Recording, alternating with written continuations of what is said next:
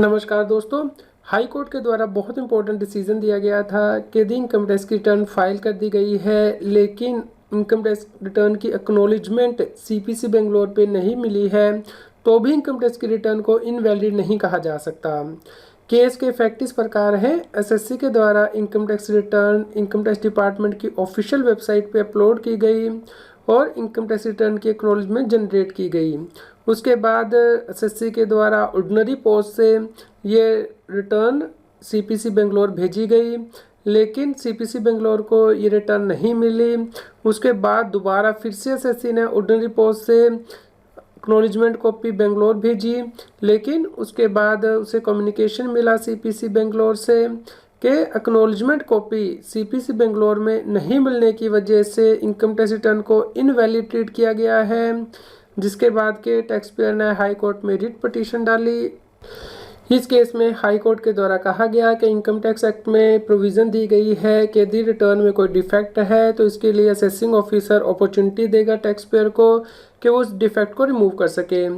Even कि वो इस पीरियड को एक्सटेंड भी कर सकता है और यदि एसएससी 15 डेज़ के अंदर भी इस डिफेक्ट को रेक्टिफाई नहीं करता है लेकिन असेसमेंट के कंप्लीट होने से पहले भी ये डिफेक्ट रिमूव कर देता है तो उस केस में रिटर्न को इनवैलिड नहीं माना जा सकता है।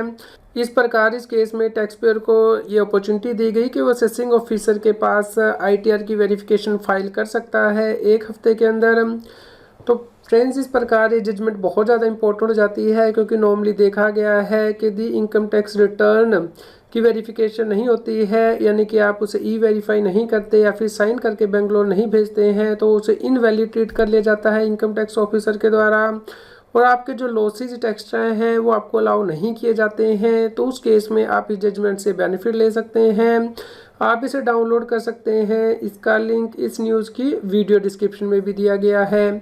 उम्मीद करते हैं आपके लिए यह न्यूज़ यूज़फुल रही होगी। कृपया लाइक कीजिए और शेयर कीजिए ताकि सभी लोगों तक ये जानकारी पहुंच पाए और वो इनकम टैक्स की कंप्लायंस कर पाएँ। रेगुलर जीएसटी और टैक्स अपडेट के लिए इस चैनल को सब्सक्राइब करें। फ्रेंड्स, आप टीडीएस, इनकम टैक्स, जीएसटी और अकाउंटिंग सॉफ्टवेयर ऑडिट ट्रेल के साथ कंप्लायंस आसानी से कर सकते हैं। इन सॉफ्टवेयर के डेमो देखने के लिए आप हमें मोबाइल नंबर के साथ ईमेल कर दीजिए taxil@gmail.com पर। आप हमें Telegram app CA Satbir Singh Taxil पर ज्वाइन कर सकते हैं ताकि आप जीएसटी और इनकम टैक्स के रेगुलर अपडेट अपने मोबाइल पर ही प्राप्त कर सकें।